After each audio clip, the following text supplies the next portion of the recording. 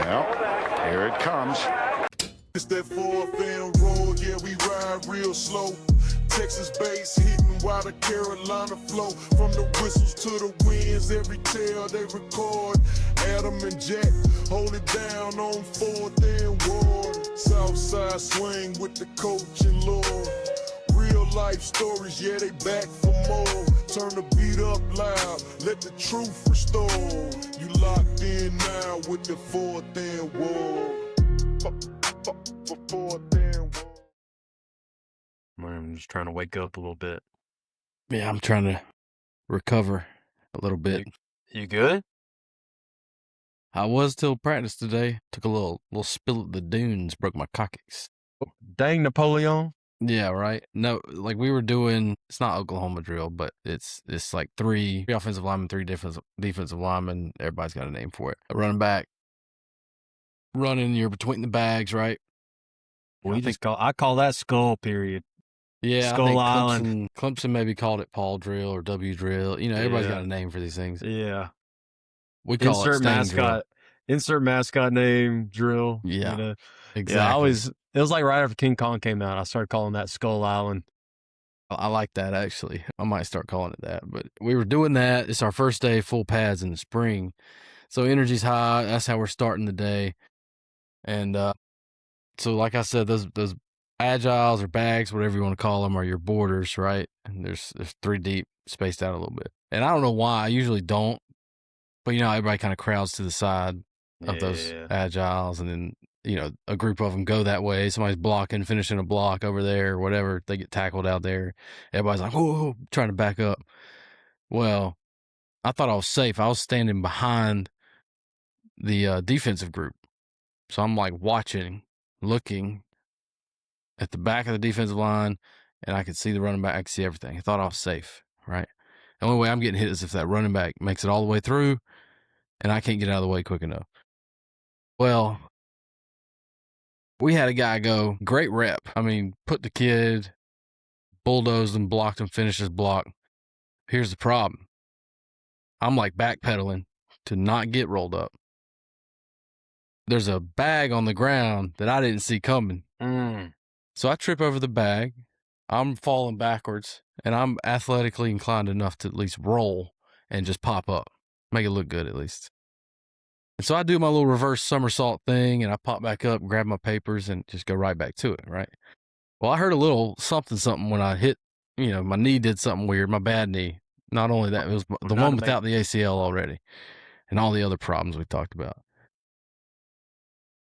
Something happens, and I feel it, you know, it feels a little stiff. Does that every now and then. It's okay. Pop up, good to go. I'm like, God, it hurt a little bit, but we're still here. We're good. All right, well, same kid comes back in a few reps later. Another great rep. I'm not hating on the kid. If I got to get rolled up to get a good rep, I'm okay with that. Drives the kid off, finishes the block. Well, I'm backpedaling now in the middle. And I'm backpedaling. And he's gaining ground on me, blocking this poor kid. And I'm just like, all right now. And finally, you know, the running back had gotten tackled. So the whistles are blowing. I'm like, ease up. He don't ease up, finishes it, rolls. And I get clipped. And my knee and my ankle gets kind of rolled into, folded up a little bit. And I'm just like, God, you know, I'm trying to recover. So you twice. got popped twice. Twice, same leg. Oh. And I'm looking for the trainer. I'm like, you got ibuprofen or something? This thing's about to be a balloon. I'm going to be walking around on this. This is period 1. We had just got done with dynamic warm-up, and this happened. So I'm like gimping around the rest of the day. Still hurts now. I put some ice on it, some ibuprofen. It'll be good, but it's hurting a little bit. I'm not going to lie. Hey, a little ashwagandha. That's supposed to help with inflammation. That might be I need a lot of it. Yeah. There's a lot of inflammation. I got a little dinged up this week too, now that you're talking about it. So we got one of those one-man like tackling sleds or whatever. So like when we're doing like a tackling circuit, we'll like split our group up, linebackers wise. You're not talking about you're just talking about a one-man sled that can roll, has the little ring on it that rolls. It does have the ring on it. It can go on a side, but you kind of set it back up. But not whatever. It ain't tackling jack. No, you know no, what I'm talking no, about? no. It's not that thing. Okay. No, and it's not one of those like pecker sleds that's just like Big Berthas, just Yeah, heavy. it's got like the guys kind of cut off arms on it so they can get like a fit on it. We call it Old Blue. Old Blue's been rode hard and put up wet, but we get after it a little bit. And so I like to ride on it, especially with the older guys, the guys that need to feel that weight. You know, the sled's Add probably a little 100 more to it. Yeah, sled's probably 100 some. You know, I'm 200. Yeah, I'm 200 even now, Jack. I'm trying to get down to about 190 for the wedding. Okay. I remember when I was in 8th grade, probably weighing that much, but so I figure all together there's probably 350, 400 pounds on it. So anyway, the guys ought to be able to run their feet, get that thing going. Well, anyway, one of those jokers gets a good fit and he unloads those hips. So I like come off the ground a good bit. I'm sitting there, I'm runny feet, all the stereotypical stuff that coaches say, right, during a tackling drill. And so I hammer the whistle because we did drive for 5. You're going to run your feet for 5 yards. And hammer that whistle. That boy was tired. So he's kind of, and just kind of got out from under. That thing hit off the ground. I ain't gonna lie, man. My right testicle took a little shake. And I was sitting there last night on the couch, like, still don't feel right. Like something, I don't know. Something got jarred a little bit. I'm good today, thankfully. Praise the Lord. the recoil, gotcha. Yeah, that shake got me. I don't know if I didn't like bend my knees enough, and so the shock absorption wasn't there. But yeah, I'm sitting there on the couch last night, like, holy cow. I sat up to go get something to drink. I sat up too fast. You get that kind of like just sharp pinch, and you're just like, whoa, whoa, whoa. Like, am I actually really hurt here? Or... We have the same sled.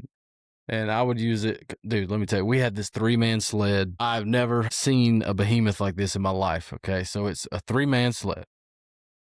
Now, it lifts. It's not like a lev where it pushes in before it lift, okay? It can just lift, but it can also go side to side. Interesting. And there's pins, so you can lock it from, like, if you just want straight up. But let me tell you, each one of those, like, each section probably weighs close to 200 pounds. Like, it is insanely heavy. It might be good for like an O-lineman just driving if you locked it in place, but even so, like, it is. I tried using it for defensive line, and I'm talking seniors can't even get this thing off the ground. Does it have I can barely get it off the ground. Does it have the curved pads? No, It's just straight like up. the tackle sled has. It's just 3 of them. And there's 3 of them, but this thing has to weigh like 2,000 pounds. Does it have so added heavy. weights on it? Like, no, it is. I don't know what it is. It's the worst sled I've ever seen. Kids hate it. I hate it because you can't get an effective. So like at Clemson, we had an explosion sled, and there's no weight really, and it has to go in before it'll lift up. Yeah. But it's great for like speed and just working lockout release, right? Yeah. So I was trying to use that for this, and it does not work. Okay, so I would use our 1-man tackling sled like you're talking about, and I would stand on it. And I'm a hefty boy, so there's some good weight on there.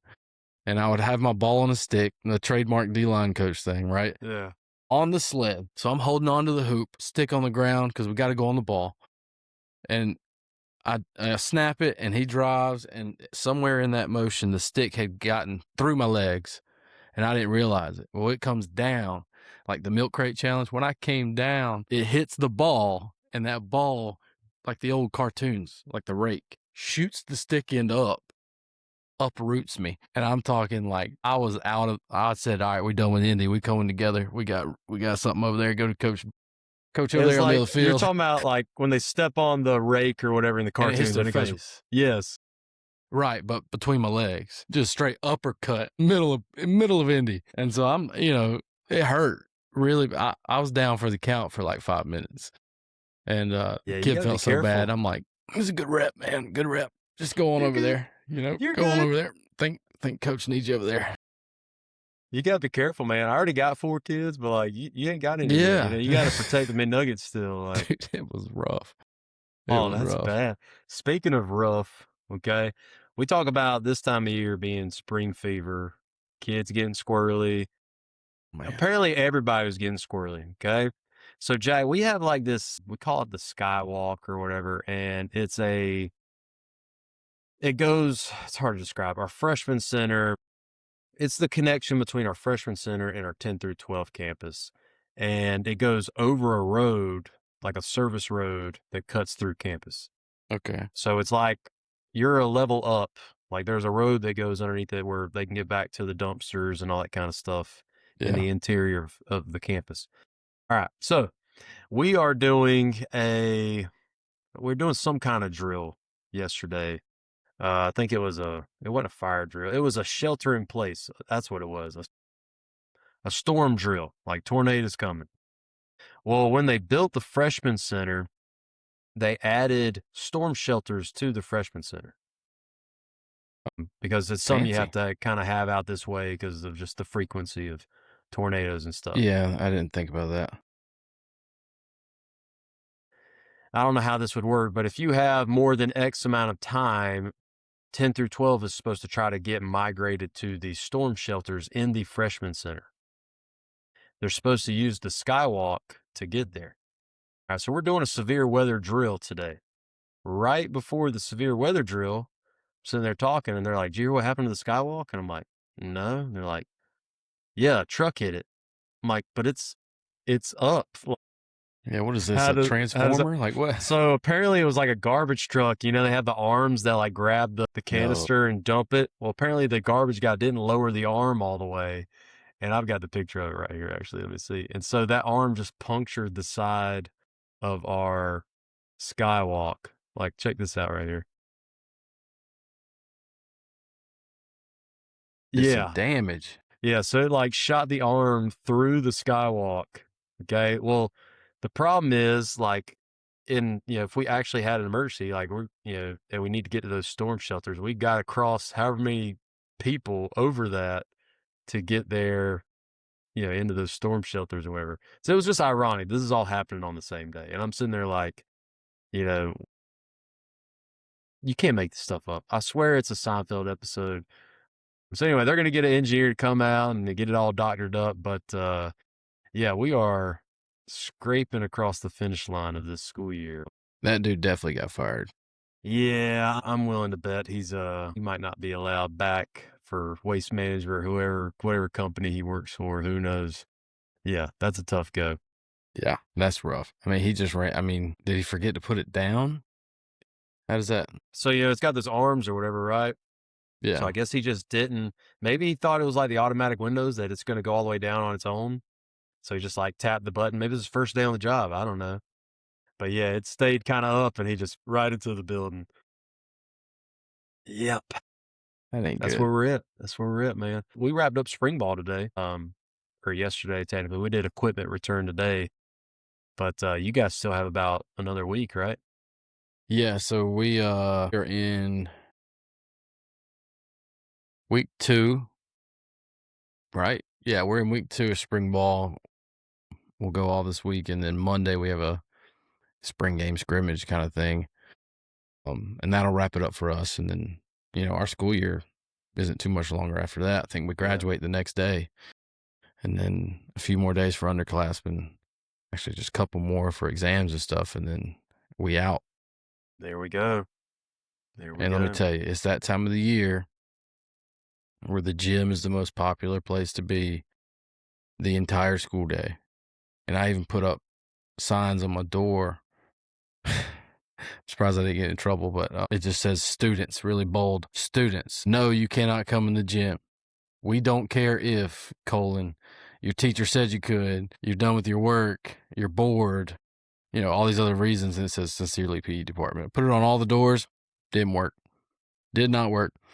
There's kids coming left and right. And look, I get it.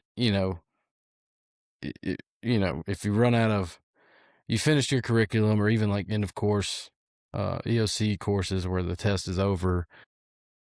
I mean, I get, bell to bell every day, but like, especially if you're in the EOC course, I mean, what are you going to start teaching them more stuff? Those kids are clocked out. Let's be honest. Yeah, they're done. So I get it, but like, you can't an email just would be shell them nice. out. Yeah, like if it's a kid that can help me do something while they're in there, if they want to help me sweep or whatever, okay, cool. But like just 5 kids rolling up, so-and-so said we could. Did I? Like, I don't have a say in this. What are we doing? But it's not March that time Madness, of year. It's May Madness. They want to play all the pickup basketball games in the gym. Oh, yeah. All Dude, the hoop stars coming out. Speaking of PE basketball, man. So obviously you get your PE All-Americans who in a teenage boy's mind, nothing is more serious than PE basketball, I guess, because it gets competitive, which is great. Healthy competition is great. They're also teenage boys, though, so they get, butthurt, upset. They start, yelling or whatever, yada, yada. Well, none of that happened, but this kid comes up to me last week, and he says, Coach Wardlaw. I'm like, I'm typing or taking attendance. I can't remember. So I didn't even look up. I'm like, what's up, man? I knew exactly who it was just off the voice. No, doesn't say anything. Just says Coach Wardlaw. I'm like, what's up, man? Like, I'm obviously busy. What's up, man? What can I do? Give me 1 second and I'll be right with you. He goes, no, Coach Wardlaw, look. Holds up his finger or his hand. And this pinky is like over here. And I'm like, oh, like, oh, my bad. Let's go. And so, the trainer's not there yet. It's in the morning. So we go down to the nurse's office and, I walk in and like, hey, coach, how you doing? I'm like, good. My buddy here's got a little issue. She goes, oh, what happened? Holds up his hand. She's like, oh. And the funny thing is the whole way down there, and maybe it was shock or adrenaline, and the whole way down there, I'm like talking to him down the hall. I'm like, is it hurting? Like, when I was telling him a story when I was in high school, my coach just like the same thing happened and he just yanked it straight. And that's why it still isn't like all the way there. And he was fine. It didn't really hurt. Just kind of looks weird. I'm like, yeah, you might want to stop looking at it. He's good when I dropped him off. So I go back to get his bags and stuff. I walk back up there and in the maybe 3-minute span that had elapsed, I go back in the nurse's office and I don't see him. I'm like, where's so-and-so at? I look in the little side room she has with like the hospital bed, not the hospital bed, but the little bed and a restroom. And I see my boy laid out on the chair, pale as a ghost. I'm like, what happened, man? He goes, it started to hurt really bad. I'm like, dang, man, it's going to be all right. It's going to be all right. I'll never forget. Guess what? He's back with a splint playing basketball. Hey, that's how he's going to get dominant in that other hand now. Yeah. I'll never forget in high school, similar thing happened to me. It was my ring finger, and I was going to tackle somebody in a jamboree. I was wearing gloves, but this was before the super tight jerseys. Mm-hmm. The jerseys were kind of baggy. So my hand got wrapped in the jersey as I'm like reaching out. And you kind of gator roll, like you go off into the sidearm. And it hurt real bad, like just radiating pain. But I'm wearing a glove. So it's second down. So I'm like, all right, it's third down. We got to go, get out there. It's just hurting like hell. And long story short, thank God we got the 3 and out. Get over to the sideline. Trainer takes the glove off and this knuckle's facing this way. And you're just like, and she just says, don't look, and just and pop that thing. How do trainers how can they just do that in a one try? Well, what I didn't realize is that I was actually talking to our trainer about it, about when that happened with this kid. Our nurse had said she can't reset it. It's not within her, whatever it's called, to reset it. And I was like, that's interesting because I know the trainer can. And apparently there's more like a nurse. I would think a nurse could do just about anything, aside from prescribing medicine or something like that. But apparently a trainer has more orthopedic leeway as far as she says she could reset elbows, ankles, wrists, anything but your hips, basically. The trainer's good to do that, but the nurse isn't, which kind of blew my mind. I didn't realize that. Yeah, that's kind of. But yeah, it was kind of gross to look at, and now he's kind of showing it off as a battle scar. But dude, it's both of mine did it when I was in high school, and neither of them. This one's a little more wonky, but neither of them are good. Yeah. I don't know if my hand placement was odd or what, but yeah, I don't know. Anyway, before we get any longer, we got several in the text line to look at. All right, so let's go. So just another reminder, guys, we always keep it in these show notes, but our official text line, call line, however you want to get in touch with us with your questions or comments, anything like that. Our number is 46975. We'll put that number in the show notes like always. Jack, we've got Chad here. All right, Chad dropped us a question. It says, really like your videos. I coach in Virginia. I wish we could have the number of kids you all have. We are a lot smaller. Would love to talk. We all, brother. Would love to talk sometime with you just to get more insight on practice structure and drill work you do with your linebackers. So I'm assuming maybe he's trying to give this one to me. He says, yeah, so practice structure and all that. That's kind of it. Jack, how, now that you're Mr. Defensive Coordinator, how are y'all kind of setting up your practice schedules to make sure you balance that right amount of indie time with group time, pod time, whatever you want to call it?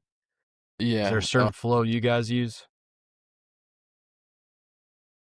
I'll just start. Spring ball's a little different, obviously, than it would be because just our rules where the freshmen, younger groups, rising freshmen, if we go padded with the older guys, they have to be on a separate field. They can't wear pads. They can have a helmet. That's it. So that kind of changes how we can do spring ball, at least. At some point, whether it's during my planning or whatever it may be, I go to our head coach's room and we talk about the practice plan. And I usually lay it out. And it depends if we're installing that kind of stuff. But I always like at least a little bit of indie, even if as we start, I like a lot.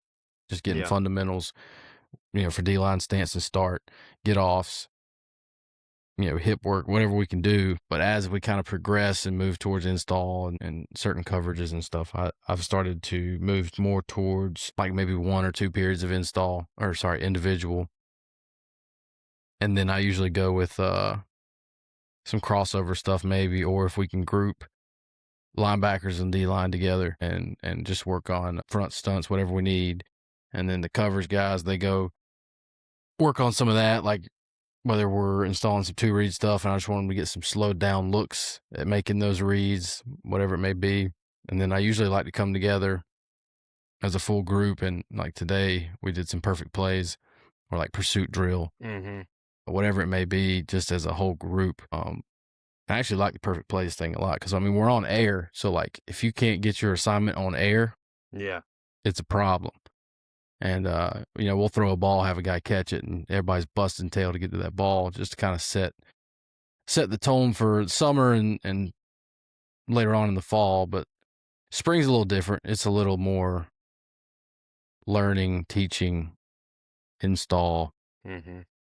And then the padded days, we'll kind of do some 11-on-11 team stuff. But that's kind of how I like to do it so far. Granted, I'm 1 week in, so that's likely to change. But how about you? What do y'all? It sounds, obviously I'm not the coordinator, but obviously, I always feel like it's dictated kind of by what the offense needs to get done, right? Always is. And then you kind of just get in where you fit in. But, I would just say a typical schedule for us this spring, we would probably average about 35 minutes of, could be all indie, could be, if there's a 35, 40-minute chunk of time before we have to do anything where we're getting together with some other position group from the offense, whether we start doing like a team run period or a team mix period where we're blitzing against the O-line and tight ends.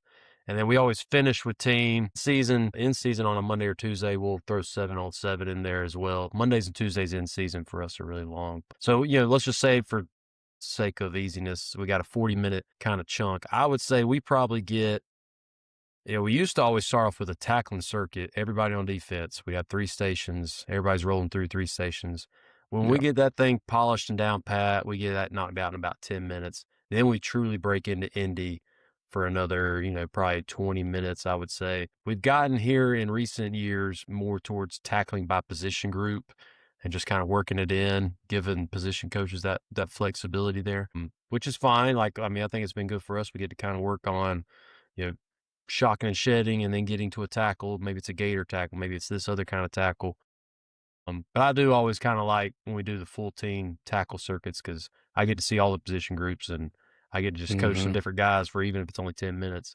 But anyway, so we always start off our pre-practice, because we'll knock stretch out in like 5 minutes. We stretch by position. We'll do pre-practice. We'll do footwork, or for linebackers, we'll do reroute drills and work on our drops and things like that. And then we'll go period 1 and 2.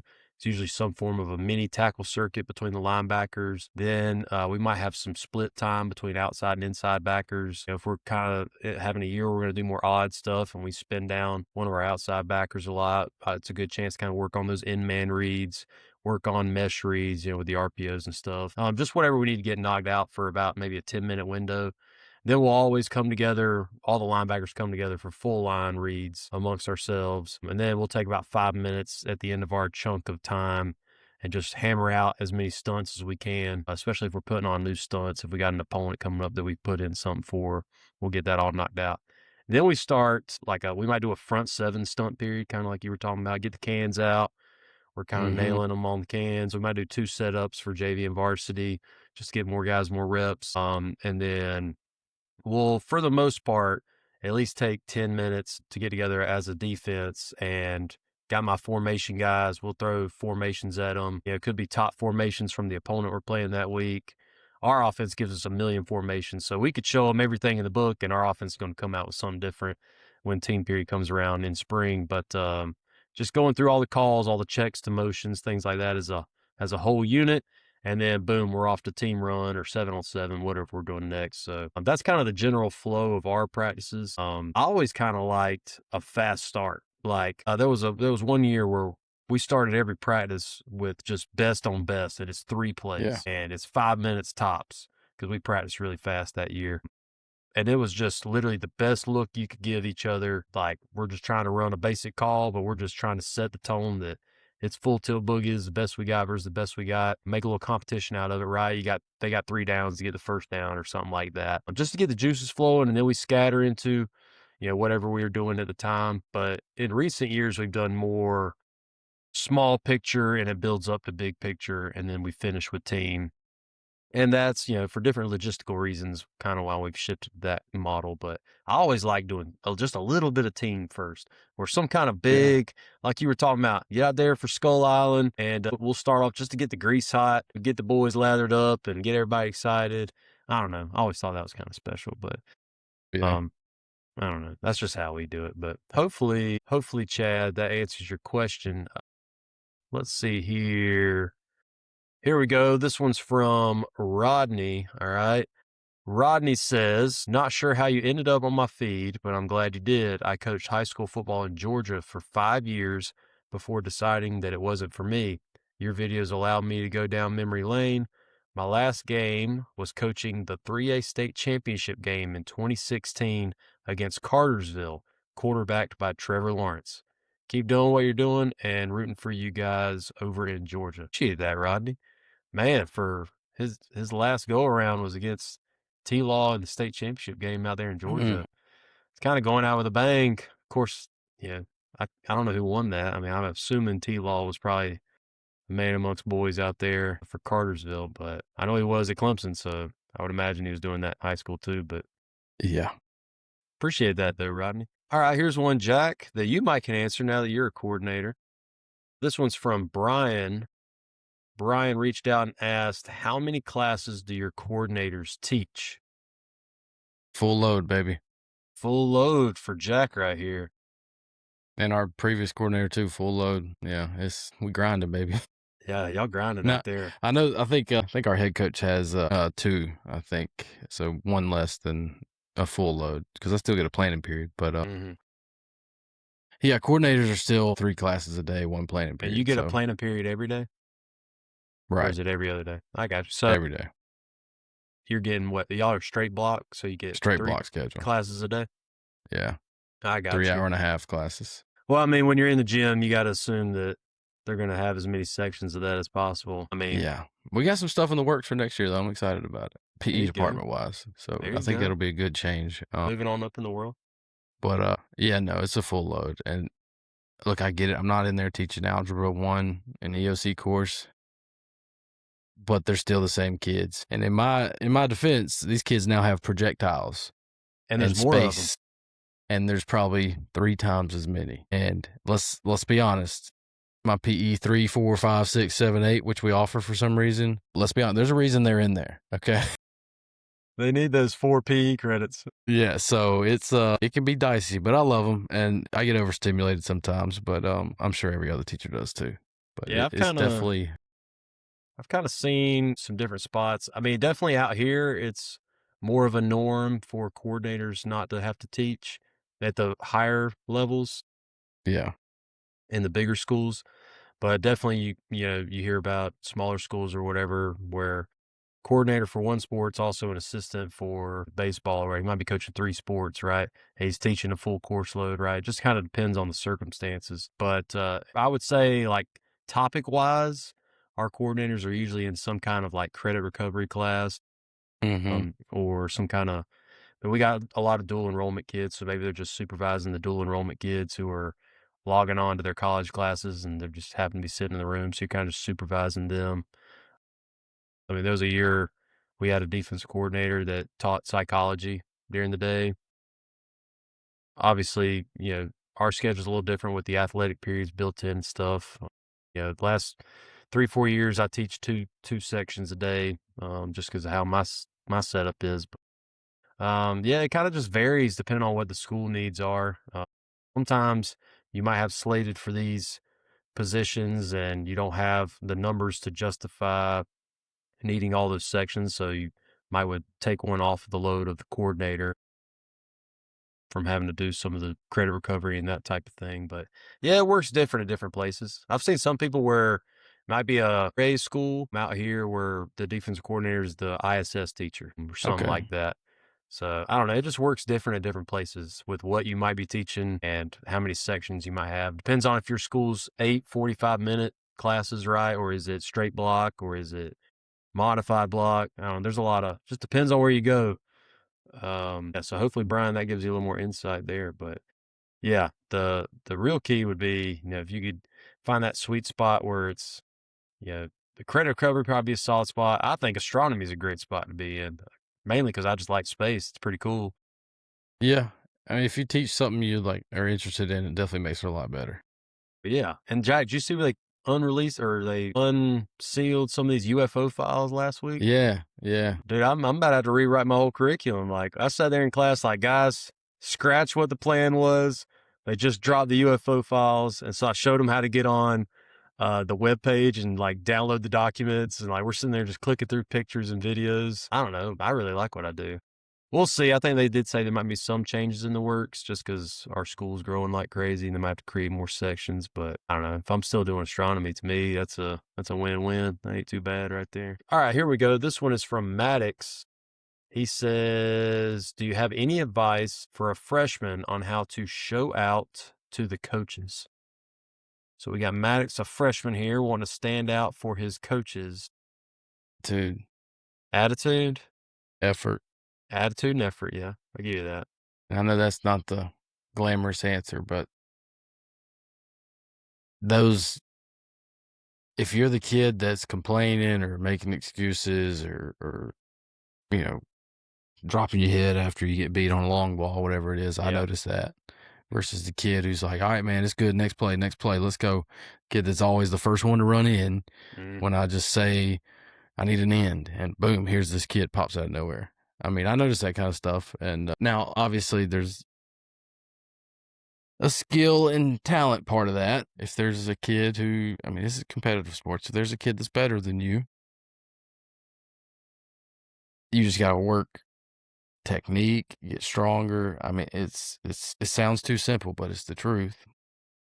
I mean, the attitude thing is big for me just because it's contagious. And if it spreads, then, I mean, your culture improves. But yeah, I don't know. What do you think? Yeah, I mean, if we're talking about a freshman, most freshmen, 90% of freshmen are very far from being ready for Friday night. And so I try to be a little more easygoing on the physical aspects because, again, as they get in the weight room and all that kind of stuff, a lot of that will take care of itself and all that good stuff. But yeah, like you mentioned, the attitude, the effort, how you approach practice. Are you somebody that's a knucklehead that I got to worry about all the time? Mm-hmm. Do you stand out for all the right reasons? Those definitely stand out. I think to try not to just copy you, but just being coachable. Like, if you're a kid, I can tell you something to fix the very first time and it's fixed. Like, I'm really interested by that. All right. The physical part and all that, that'll come with time. You'll improve. Okay. But, some guys will do the same thing wrong over and over for years. For 4 years, they might do the same exact thing wrong. And, if their God-given talent's good enough, yeah, you might be able to get by with that. And you're going to probably play more anyway or whatever. But if the talent doesn't match, you know, if the production doesn't outweigh the problems, then that's a great way to lose yourself some playing time. So yeah, just being coachable stands out along with that attitude and just effort that you approach with.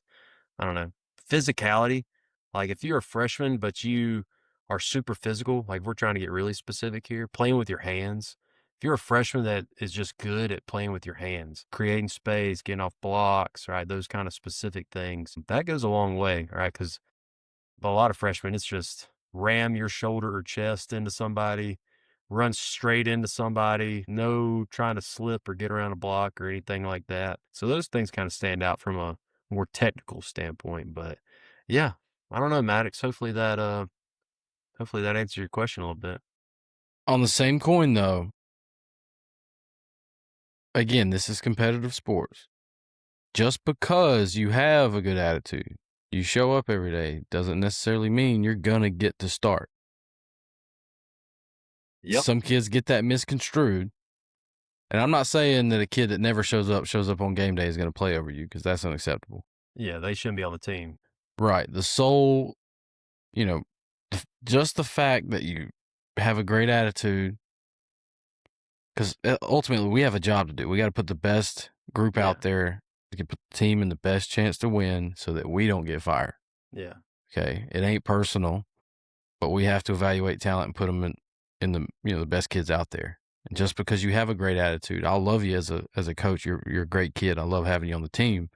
That's not necessarily, an automatic reason that you will be starting. Yeah. Some kids misconstrue that. Yeah, I agree with that. I mean, if there's a kid that is an absolute dude on the field, I got to worry about him being late every morning to meetings and stuff, but he gets there like right in the nick of time, or every now and then he's like a couple minutes late and he does his push-ups or whatever, like pays the bank real quick. But at the end of the day, like that guy can play. Like it kind of is what it is. Like even if I got to call him in the mornings to make sure he's awake and that his rides get him there and all that, yeah, it's extra work on me, but I mean, this guy can produce. So like I've got to make sure that, I'm putting the best product out there because like you said, you have a bad product out there long enough, you're not going to be coaching anymore. And that's just kind of is what it is. I saw a tweet from some coach. I meant to screenshot it, send it to you, Jack. It was a very it was a very broad statement, but it said perfect technique will beat raw talent every time. What are your thoughts on that statement? Yeah, that's exactly what I thought.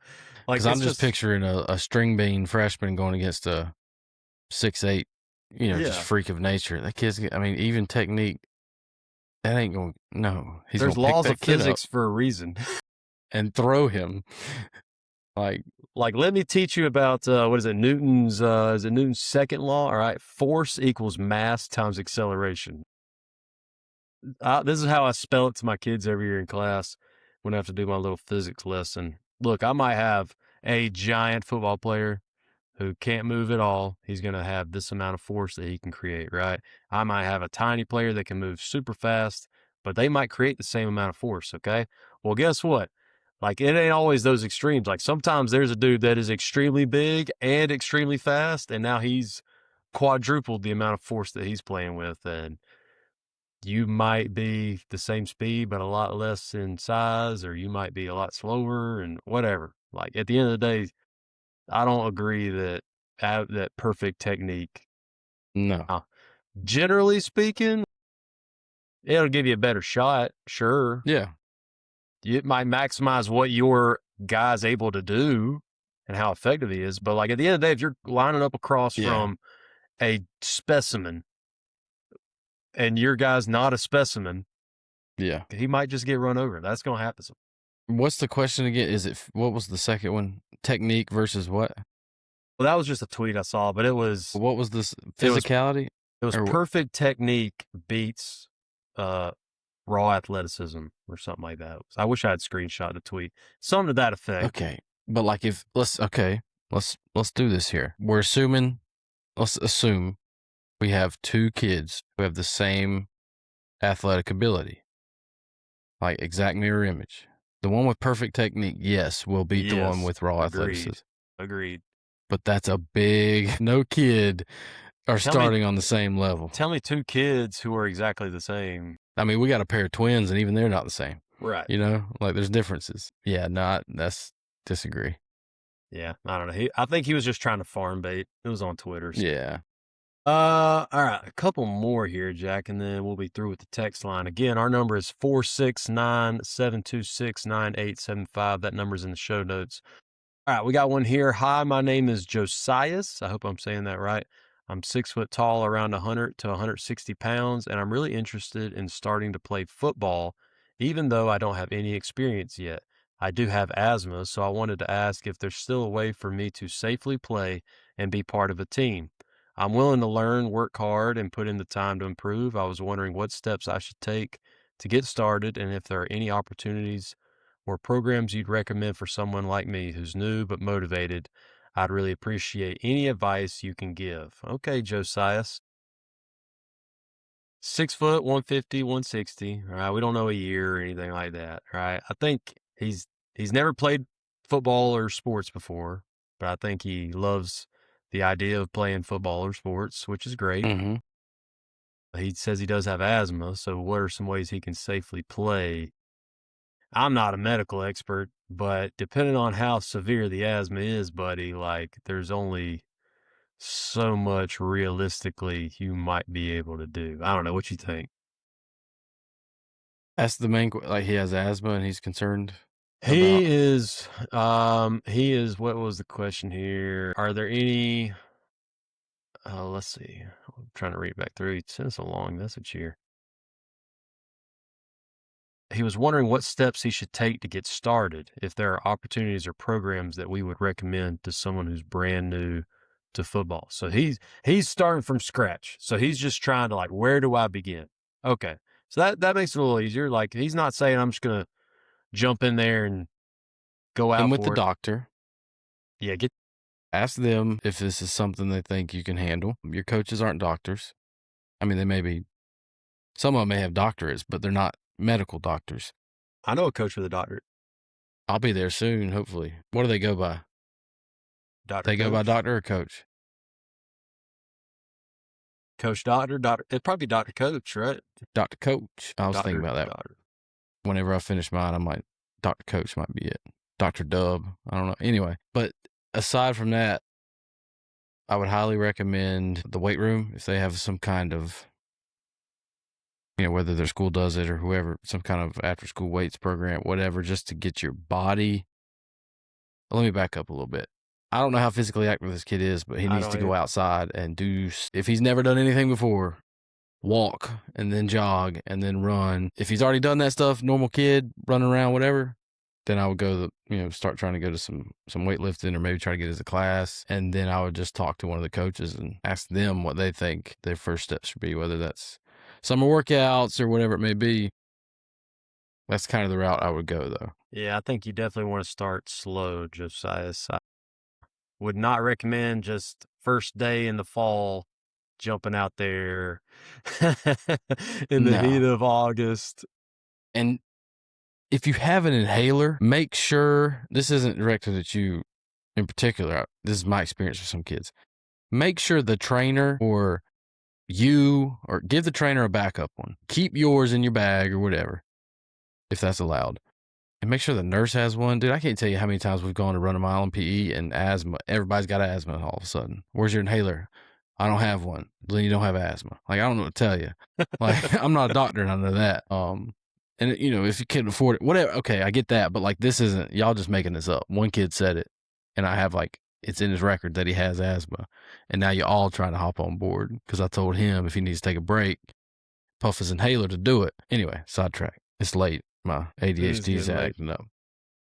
Man. All right, Josiah, hopefully we got you on the right track. I would say if you're just starting from scratch and we're sitting here in May right now when you hear this, just get on YouTube. Look up football drills, like just straight agility Learn drills. the game, yeah. Learn the game a little bit. Watch some YouTube of old games or film stuff. I don't know, stuff like that. Just there's probably some guy out there that's made a YouTube channel that just walks you through the basics of football, like it's a course, right? Yeah. And they probably walk you through everything. So I'll start with that, Josiah.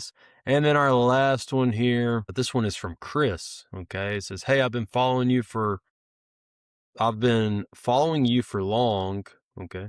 Your videos have always been amazing to watch. I live in Texas too, and I am sort of conducting a survey of high school football coaches during the off season. My question for you is, would a off-season workout AI be helpful for coaches? An off-season workout AI, would that be a helpful tool for coaches? Off-season workout AI. Depending on what it could do. I mean, what I'm can it do? confused by the question. Like an AI that makes your plan, makes your program?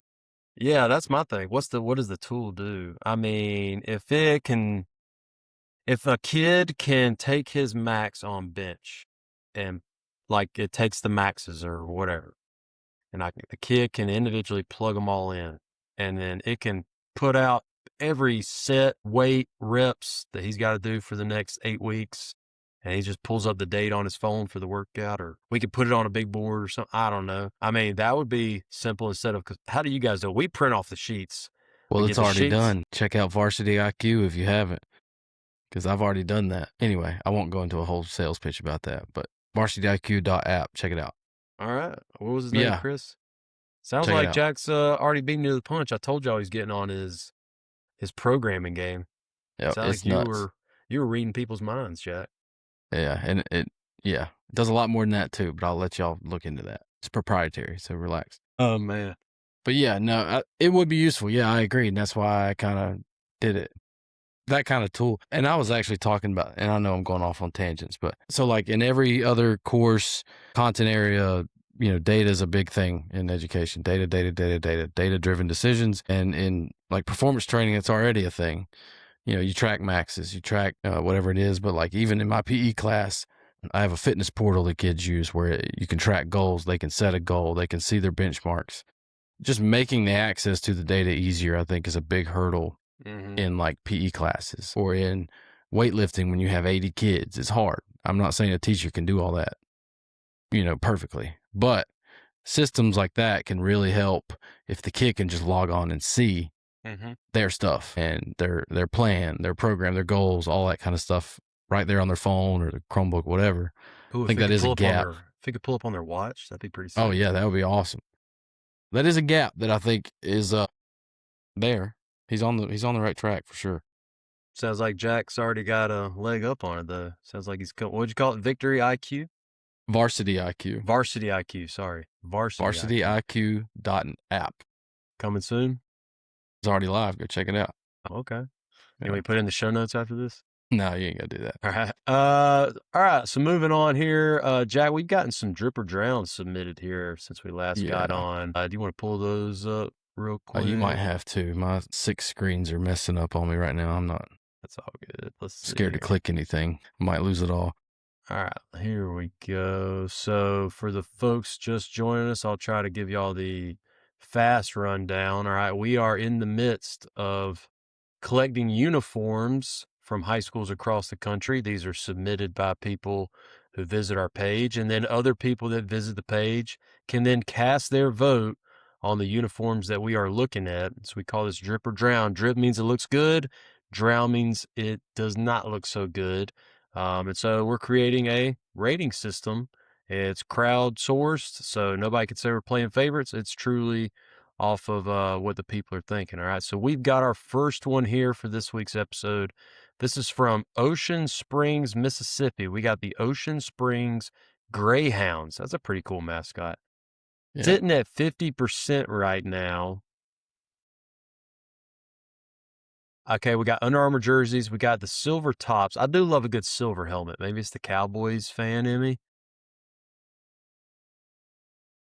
The shoulder stripes I'm okay with. They match the pant stripes. The helmet stripe is a little different. I already know you're probably going to point that out. Yeah, I'm trying to be nicer on here. Does it pop out to me? No, but also I think the logo might be tough. Like it's that interlocking, not a huge interlocking letter logo person. I That don't know. Vices trench isn't helping either. But again, I realize the helmet stripe doesn't match the shoulder stripe. And it's only white and gray is the only difference, but it doesn't match. Clean look, though. I mean, it's over 50% for me. I think it looks better than a 50%. So Yeah. I'm good. I'm good giving this a drip, all right, for the Ocean Springs Greyhounds. Moving on here, we've got the Cedar Valley Aviators from Eagle Mountain, Utah. They are sitting at 15% right now with their all black look. So they've got kind of like 15. they're sitting at 15 right now. This kind of looks like who is it? Ohio Stanford? State? Ohio State had a Stanford-ish? black one like that. Yeah, that's kind of the vibe I'm getting. So it's black helmet, black jersey, black. It's all black. I think it's definitely like an Ohio State. They don't even have a logo on the side of their helmet. We did say we're not going to bring brands into this, right? So I think these are New Yeah. Balance. So yeah, we'll keep that to the side. That's fine. That's interesting. New Balance. We've had a couple of New Balance on Drip or Drown, haven't we? I feel like we've had this conversation before. Interesting. I don't think it's a bad look per se. It's very plain. It's very plain, and maybe that's hard for me to kind of. Aviators is a cool mascot, so I feel That is a like cool you mascot. probably could have done something to lean into the aviator theme a little bit, but I don't know. Can we fault people for just having a traditional plain kind of look? It's not 15%. It's way better than 15%. I will say that. Somebody had their buddies come on here and They're just torch these dragging guys. the aviators down. You know what? We're going to give them a drip vote on the live show here to help them out. All right, here we go. This is from, holy cow, I can't pronounce this. Clymer Sherman, Panama. Clymer Sherman, Panama, the Wolf Pack. Jack, what city is this in New York? What does that say? Chautauqua County, New York? Chautauqua? Chautauqua County, New York. I'm assuming it's Native American. And it's the Clymer Sherman, Panama Wolf Pack. CSP, maybe? Is that a good acronym? Anyway. Looks like their away look here. It does say they were the 2024 state champions. So, but do we have to keep on-field performance separate from this? Yeah. All right. I don't like the pant stripes. For one, it's just like the two-color. It's just two stripes on the pants leg, one black, one green on these white pants here. But then the shoulder stripes, you're wearing off on me, Jack. The shoulder stripes are like, is that 4? Let's see, 1, 2. It's like a 3 stripe, but it's got the white dividers. And then you got a 2 stripe on the pants. 2 stripe on the pants. How is this 42, but the other one was 15? Yeah, I mean, hats off for winning that state championship in 2024, but I'm not a fan. Probably of why one. no one's giving them grief about their uniforms yet, because they've been winning. I mean, uniforms that's don't true. really matter. You do what you want when you're popping, you know? It's Chautauqua. Chautauqua. Okay. What was I saying? Chautauqua? Yeah, Chautauqua. Sound Chautauqua. You ever had those names in class when you're doing attendance and you're just like, how do I pronounce this? Yes. I just preface it. I'm like, I'm going to butcher this, so just correct me if I'm wrong. I'm sorry. I'll get it down. All right. Well, we're going to send the drown, Jack. You good with that? Yep. That's probably going to send them below 42%. But all right, next one here from Mars, Pennsylvania. We have the Mars Area Fighting Planets. Their mascot is the Fighting Planets. Where does that come from? Mars Area. I mean, that's clever. That's Mars, clever. yeah. Now, isn't there a candy company that's... I think it's Hershey. And no, that's it's Mars. I think Mars is the... And that's all in Pennsylvania, right? Yeah. I feel like there's a whole backstory here. So, why didn't they go... All right. Mars includes brands like Snickers, M&M's, Twix, Dove, and Skittles. Where's Mars based at? Mars Incorporated it was founded in Tacoma, Washington, headquartered in McLean, Virginia. in like the Washington metro area, DC metro. So, okay, so this has nothing to do with candy. So the only thing we were thinking of was what, Hershey's? Hershey's is in Pennsylvania? Yeah, that's in Okay, Pennsylvania. we're getting it all mixed up. Anyway, so they're going straight off I was about to say, why don't they go the candy route? But I guess it's unrelated. So they're going straight off the name of the town being Mars, that the mascot's the Fighting Planets. I like it. That's kind of cool. Yeah. I think you could have leaned into it a little bit with the uniforms here. I wonder what the decal is on the helmet. It's hard to tell from this picture. See if I can find it. They're at 85% right now. Get out. I don't know if this is 85% worthy. I think it's definitely, I think if it was in the 60s, I would agree with that a little bit. I don't think it's terrible, depending on what this logo looks like. Yeah. Oh. It's. Okay. Are you able to pull it up? Yeah, I'm looking at it. Hang on. We don't have, I don't think we have to pull it up. It's not. Okay. I'm going to pull this up. You guys see it. Yeah, I'm curious now. The Mars Fighting Planets. Okay. So. Can you see this? What? It's Okay. like a script-ish M with a little planet, orbit, galaxy, whatever you want to call it. Maybe There's a it's good picture of it. maybe it's the astronomy teacher in me. But if I was in charge of creating a logo for a school whose mascot was the Fighting Planets, I could do a way better job. Yeah. Just use the planet with the little ring around. First of all, Mars doesn't have rings. The astronomy teacher's coming out in me. And why aren't their school colors red? Mars is the red planet. Yeah.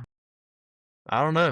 Why was, we're gonna, when the episode goes off, we ought to make that the thumbnail.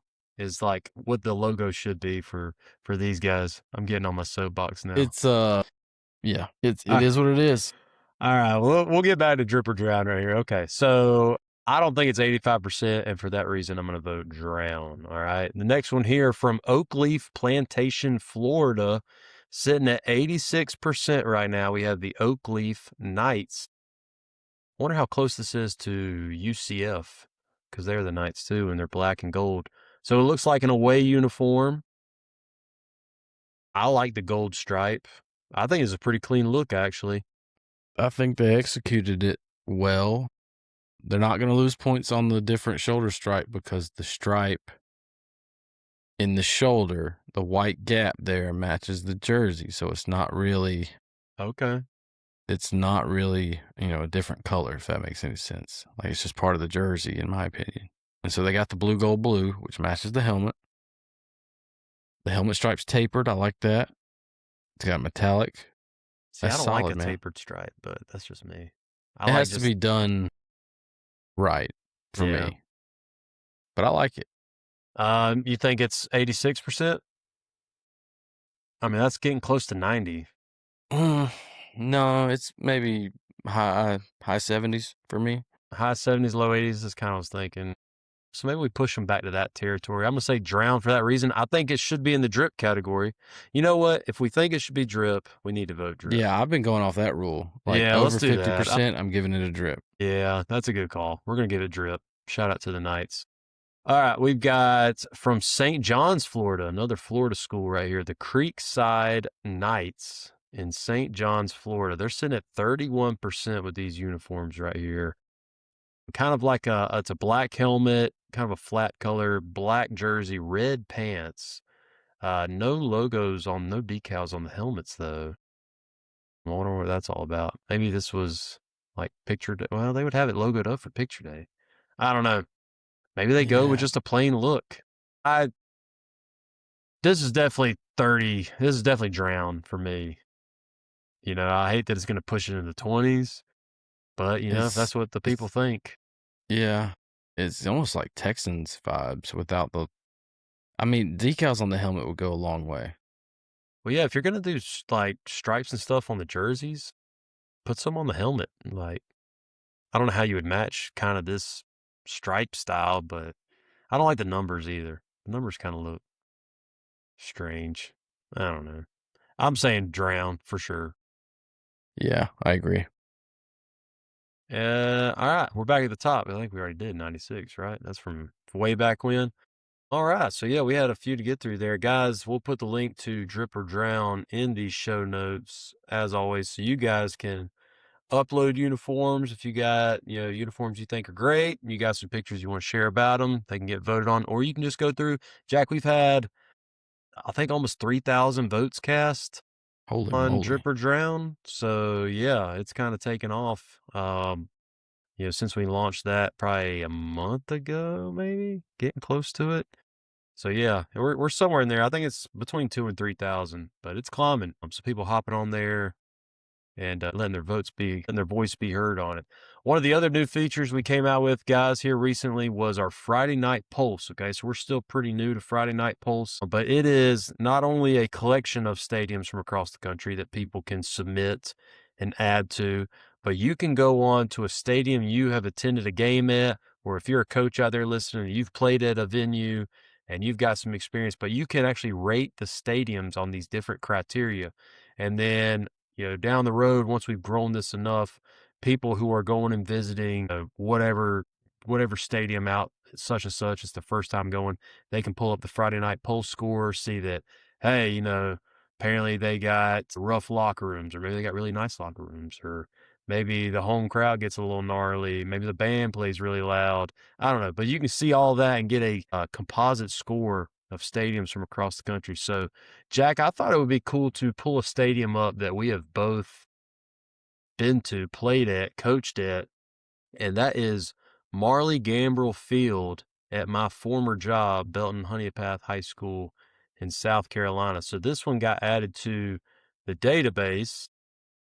All right. And so I think it'd be fun. It looks like somebody's already rated it, and it's sitting at a 7.4 right now, based on that one rating we've got. So we've got 8 different categories here. We got overall vibe, we've got crowd noise, intimidation, game night atmosphere, band and student section, concessions, facilities, and coach experience, and then the home field advantage. How many times does that school win when they're at home? Okay, so Marlee Gambrell Field in Honea Path, South Carolina, built around 1966.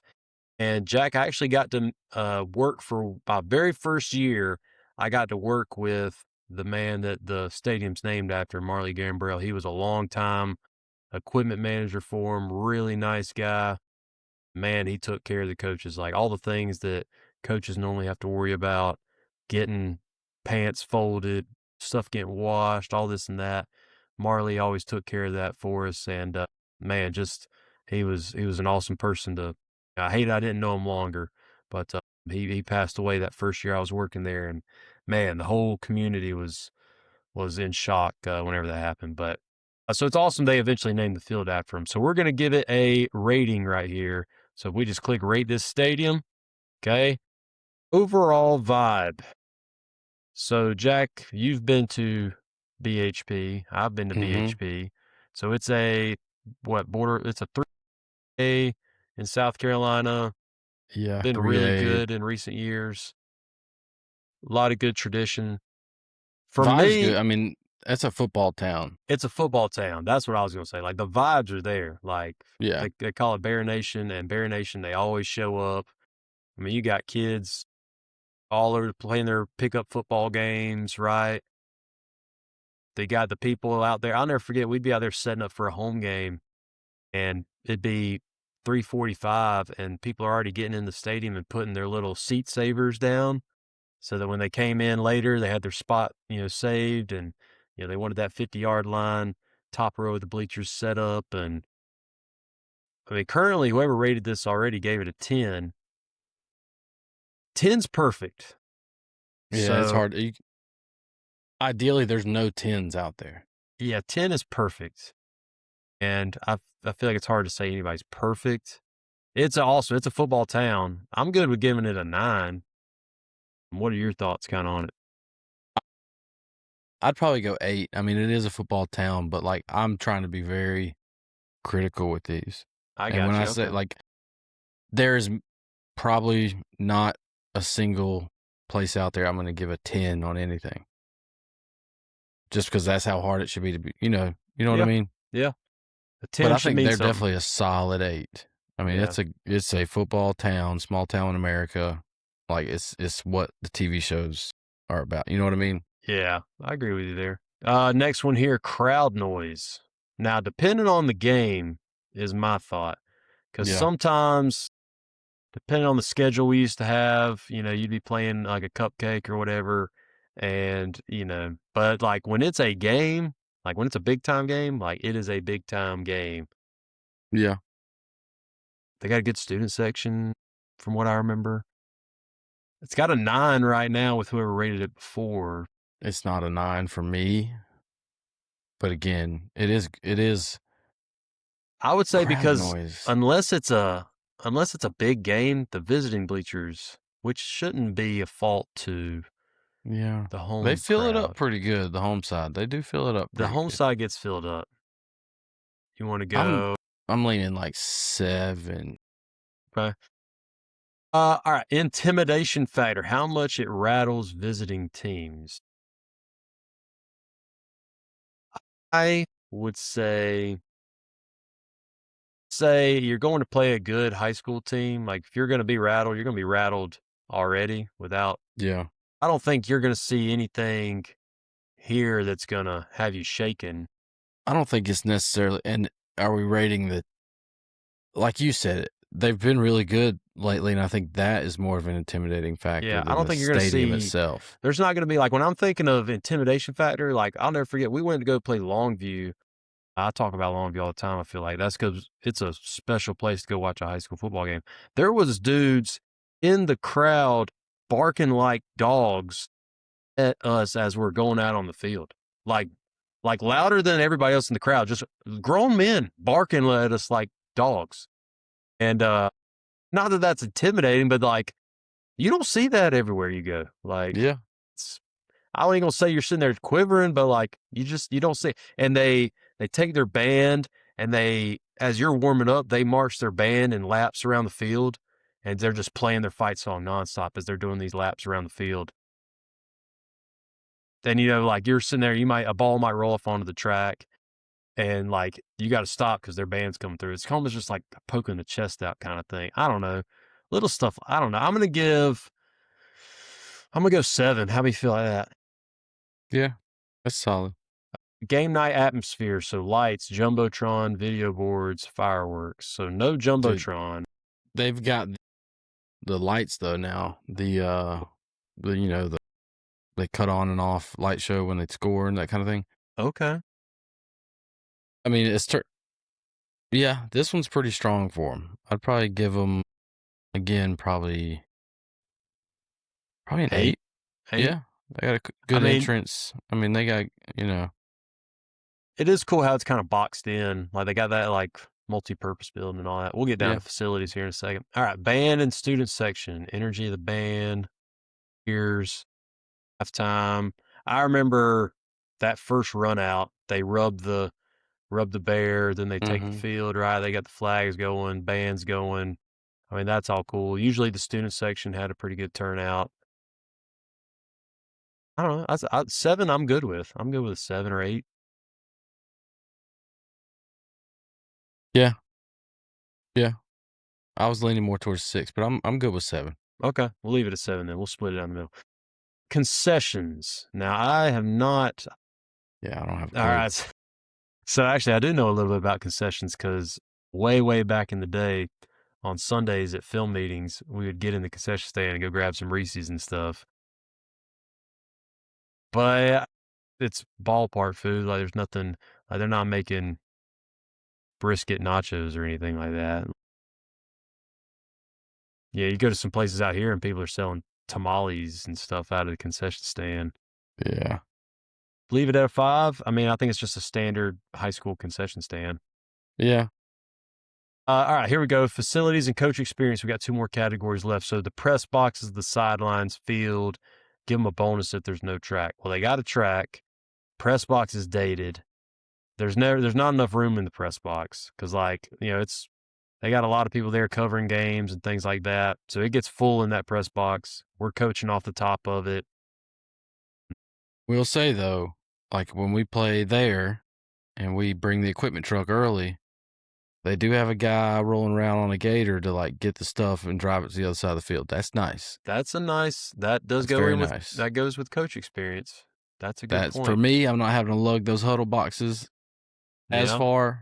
That's pretty nice. Well, and we had the locker room set up to where the home team can run out, like go straight from their locker room right onto the field.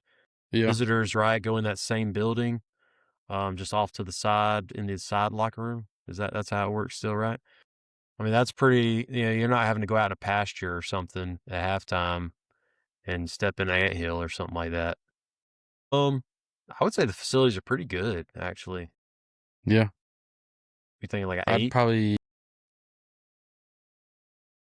8 feels strong. The press box that's is dated. The press box is dated.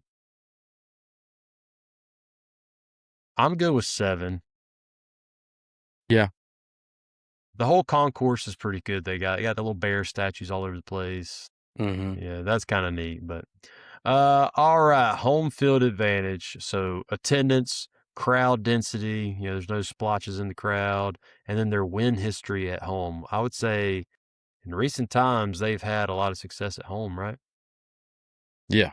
And some good crowd. I mean, they're checking a lot of boxes from those 3 criteria. Yeah, I think they finished pretty strongly on this one. Give them a 9. It's what the rating before was, a 9. Yeah, I'm good with it. Good with a 9. Boom. Yeah. All right. What is this, episode 59? Yes. So I'll leave my little comment there, and we'll hit that update rating on there. And so now they're sitting at a 7.3 on the Friday night scale. And so anyway, long story short, guys, once we've collected more visitors to the site, as this thing continues to grow, share out links to your state, upload your stadiums to our database, share it out with your community or your coaching buddies or whatever. And, we'll build that database up, and eventually we can come out with some top 25 rankings for each state. We kind of roll with there and do, we got some prizes we might be giving out down the line. So we got some big things in the work for Drip or Drown, the Friday Night Pulse, all the features that we have at fourthandward.com. Well, Jack, we are running long here. Are you ready to go ahead and knock out this team of the week and call it a night?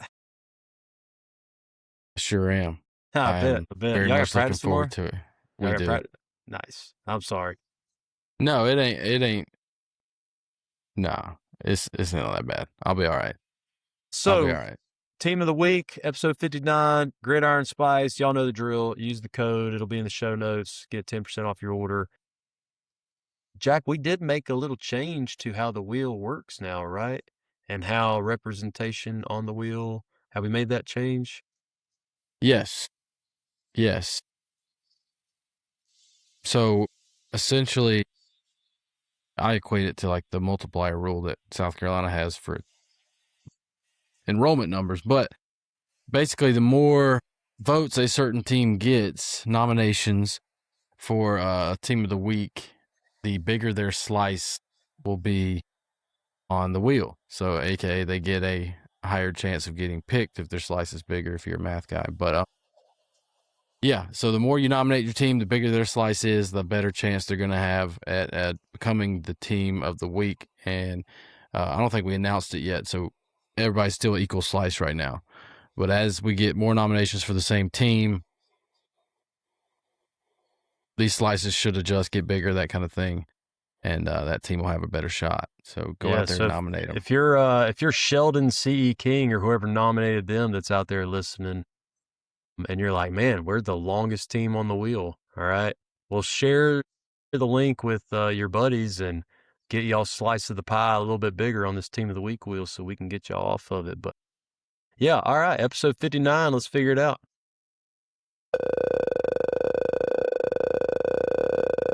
Some glow effect behind the wheel too, if you didn't notice. Did you randomize like how long it spins? Because this one is a doozy. All right, who we got here? Holy cow. What are the odds? The irony. All right, we've got Belton-Honea Path High Dude, School. there's no way that's crazy. What are the All odds? right. Belton-Honea Path High School in South Carolina. We just did their Friday night pulse rating, so we know what the I did stadium not mean looks to do that. It's still BHP, y'all. Yeah, Okay, it's wow, BHP. It's BHP. man. That's nuts. Hey, at least I know who I can send a little trophy to. Oh, Or yeah. you're close enough. You can just run it down the street to them. About to say, yeah. Just mail it. I don't even have to mail it. I'll just This is drive throwing down me there. off. All right, so yeah, my first coaching job, episode 59, Team of the Week wheel. They've had a really great run. You know, they lost the state championship game this past year. They lost the state championship game the year before, so 2 straight trips to the state game. Lost to a charter school. You know, we've had our discussions about charter schools and all that and how that's a little bit unfair, but I mean, a heck of a run. I remember watching them a couple times on the live streams this year, and I think I was watching the Upper State game this past year that they played. Yeah. I mean, just hard nosed, and that's one thing we always did when I was there. Like, we were gonna try to get numbers at the point of attack, block down, kick out, buck, power counter. And it's interesting because now there's a new coach coming in who, you know, scheme-wise, I think runs a little, you know, in the past, at least historically, has run a little different style than what BHP has run. But if I'm not mistaken, the offensive coordinator staying. But I did hear somewhere that it might have been a podcast or I can't remember where, that they may, obviously, if it ain't broke, don't fix it, I think is pretty much what the new head coach said. But they are going to kind of work on some things, maybe alter some minor things. But apparently it's going to stay. Yeah, you got to think offensively. if you're taking this job when it came open and it's been 2 straight trips to the state game and they've always ran the ball. Like, it's always been we're going to run the dang football. You got to think you knew that, and so you might have to adjust kind of. You might have came in being a fancy spread them out, air it out kind of thing, and they might do some elements of that. I don't know, but you got to know what works, and like you got to be willing to say this is the identity. Like, school's been around. What did it say? 1966. Like, school been around for a minute, you know. So, and I think what I heard was that, you know, and it's primarily when they do pass it. Recently, it's been more screen game or it's a freaking bomb down the field. And I think what I heard, if I'm not mistaken, is that the intermediate pass game is what, you know, the only real change he's going to have is just working on the intermediate game versus just deep ball versus screen. But they're still going to be primarily run, is what I've heard. If it ain't broke, don't fix it. Yeah. Yeah. All right, so let's see. Let's go. Let's actually look at the stadium since we just got done. Rating it on Friday Night Pulse. All right. So, I mean, this is when you're pulling up, you do see this. That's cool. Street, it's cool to see that from the street. Big. There's a nice little like walkway entrance with like a little awning. It says Marlee Gambrell Field. Mm-hmm. They've had that field house. They opened that field house, I think, when we were in high school, right? Or maybe we were finishing up high school. I think so. But it looks like it's holding up really well for it to be, you know, a decade old or so. And so here's I believe this is a new weight room. Yeah, it's the weight room. New, but they built it when I was working there, so it's a nice facility. I can't remember the number of racks or anything like that, but it's got like stained glass in it. Half of it's weight room, half of it's a wrestling room. And so the weight room's got turf area in there. But yeah, they opened this up whenever I was there. But it's a nice facility for sure. I think they do like a pregame walk through that thing now. They do. So that's kind of neat. It's a cool little touch. Trying to find. We won't go there. Let's see. I was trying to find a cool shot of. So there's the field house on the other end. I know the guy cutting the grass right there. The away team's on the right. My man Tim right there. They right here in the middle. That's where their exit is. Yeah, they come out. All the kids like dap up the bear and stuff. It was kind of cool whenever I was there. But yeah, I don't know if there's a good picture of the. There's some good ones of the uniforms. We can talk about that before we wrap this thing up. Yeah, you had a part in designing these, right? The red jerseys. Yeah, This combo. whenever our boss at the time was talking about getting like some red alternates, he kind of put it out in the coaches group chat. And so of course we're all hopping on Nike. We won't go there. We're all hopping on Nike Team Builder to design them. Yeah. But you know, with alternates, we've talked about this before. Like for me with alternates, it needs to be the same design. You're just changing the colorway. And so I just literally took our blues and just inverted colors here and there. I will say this. The one thing that bothers me. Okay, so let's look here. Right, this graphic they put out. This blue. Mm-hmm. To me, this is BHP blue, and I don't know what their actual official colors are. I think it's supposed to be navy. And this is not the same blue. You know what I mean? I think their and colors they're consistent. are navy. Uniform-wise, they're consistent with it. You know, this is their blue for this. And I think you're right. So let's maybe, I don't know, update the graphic with a darker blue. But that's just me being nitpicky. But no, they got, so the red ones, right, are the ones that, yeah, this combo right here, right? Yeah. Just the clean. jersey. I mean, you couldn't go do anything too crazy. You didn't want to have the alternate look like something totally random. I mean, colleges, when they got a million alternates, you know, at some schools, like, okay, you can get a little kind of, but like when it's a high school and like you're probably going to have these uniforms for, I mean, heck, I ain't worked there in 6 years. Like, they still got them. I do like the bumpers. Attention the to bumpers are details nice. there. I like the pride stickers. They put a little bear paw on there. All right. Side note. West Side last year. Check out that helmet. I like it. You like that? Gunmetal. It's like a gunmetal gray with the ram horn on it. I don't like the ram horns. I don't like. But they went away from it. Now they have something different, I think. But anyway. It's a clean look. It's classic. It's traditional. But like we said earlier, if it ain't broke, don't fix it. That's right. Well, this is kind of ironic. That was nuts. I can't believe 59, team of the There's week. your pride stickers. Belton-Honea Path Bears. How about them Bears? Bear Nation. Man, I had some good times. Some good times at BHP. Still have some good times when I go back down and visit guys I used to work with. We got to get Coach McLean back on here. We had him on last year when we first got rolling. Get him back on here. We can go back down to... there's a couple others that are at BHP now we need to get in there too. Coach Smith, Coach LeCroy. Yeah, get our old coaches. Too. Yeah, those will be some winners. I'll see what I can do. Maybe we can make it happen. Maybe the summertime. When I'm out there visiting, we just get us all in a room. Yeah. Oh, man. All right, y'all. Well, we appreciate y'all watching. Check out the show notes for all the links to all the things, and we'll see y'all next week. Appreciate it, y'all. Stay golden. You locked in now with the fourth and wall. Fourth and wall. Adam, Jay, Texas, Carolina, we out.